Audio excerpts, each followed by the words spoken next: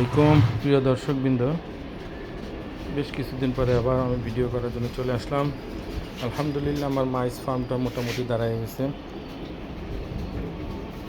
তো এখন কন্ডিশন হচ্ছে যে দেখি আবু সরো এখানে আরও কিছু বক্স আমরা রেডি করতেছি।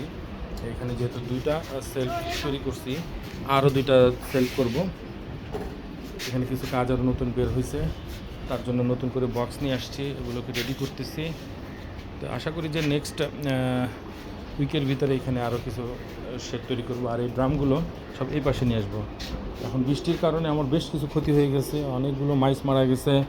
কারণ বৃষ্টির পানি যখন বক্সে পড়ে খানা নষ্ট হয়ে যায়, মাইসের বাচ্চা মারা যায়। এবং এটার মধ্যে খানা দাও, এটার মধ্যে খানা নেই, 4-5 পট খানা দাও, 5টা দাও। আর এখানেও খানা দাও। এই যে পানি চলে আসে বিভিন্ন জায়গা থেকে, যেহেতু আমার ঘরটা হচ্ছে ছাদের উপরে। তো ছাদের উপরে আমি এই একটা টিন শেড ঘর বানাইছি, জাস্ট আমার সময় কাটানোর জন্য এবং ফার্মিং করার জন্য বিভিন্ন রকম। তো আমার পছন্দ হচ্ছে মাইস।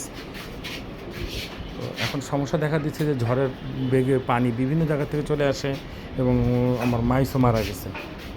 খুব সমস্যার মধ্যে আছি।